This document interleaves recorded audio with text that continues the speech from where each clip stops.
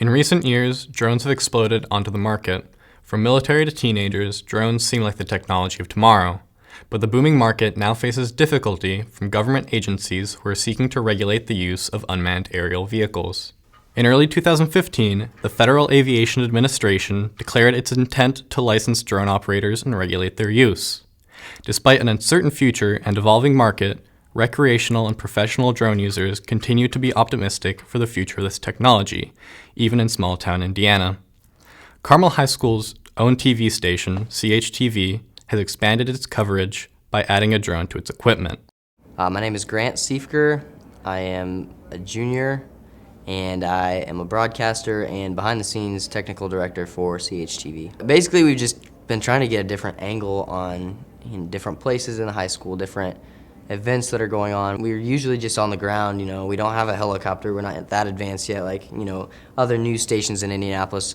But since we have that technology, we can take it and, fly it wherever we want as long as we have permission. Now, we have been told that we're not allowed to do it over football games. One, safety, and two, because other people might see it and think, oh, well, I can go do that with my drone or whatever, and then it causes some confusion. So when I flew it for the homecoming event, I had to keep it off or not above people. I had to keep it away from people, and I had to, fly high so that I didn't, interfere with anyone or any of the signals or anything. The future drones is kind of like, it's going to continue and get better and better as drones get more advanced and, people put more money into their drones. I put a lot of money in my drone, and it's still probably not as advanced as it's going to be in the future. And I think media in the future with drones is going to definitely use it.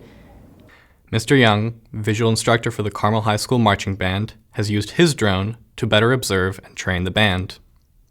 My name is Jeff Young, and I'm a teacher at Carmel High School. I teach anatomy and physiology, and I also am a visual instructor with the marching band. And I got into drones because I wanted to be able to film the marching band from above. Using the drone for marching band shots, for family events. I've done some stuff at my parents' lake house. And actually I decided to start my own company called Point of View Aerial. And I've been using those shots for church. I also got hired by a Jeep dealership in town to fly for them. A lot of people who don't own drones are talking about FAA regulations, but there actually hasn't been anything that has come out yet. And we don't actually expect the FAA to make any sort of decisions on new regulations until 2017. Right now, as long as you stay below 400 feet and you stay away from 5 miles from an airport, you're good to go. You got to have visual line of sight on your drone at all times as well. I think definitely a drone is a useful tool, especially if you're a videographer. But obviously, like using any power tools, you have to be safe and you have to know what those safety concerns are before you start using it. You would never want to just buy one of these, take it out of the box, and start flying it at a party. That would be really scary to do that. The drone that I purchased, and actually it has 3 levels. There's the standard, the advanced, and the professional. All 3 of them, they will take off with just one swipe of the finger, and they'll land. If the battery gets low, they'll come back to where it took off and land it, and that's really cool. And then there's a couple things they just introduced where you can pick a point of interest, and the drone will rotate around that point of interest. And I'm really looking forward to trying that some more. According to Forbes magazine, an expected 1 million drones will be sold during the 2015 holiday season in the United States. With that in mind, local law enforcement looks towards the future of public safety. Well, I think that I don't know that there is any significant concern depending on the use of the drone. Obviously, the functionality of it is great. There could be some very good things that we use of it. However, I think it needs to be regulated to a point where we have the knowledge of who would be flying the drone over the property at any given time.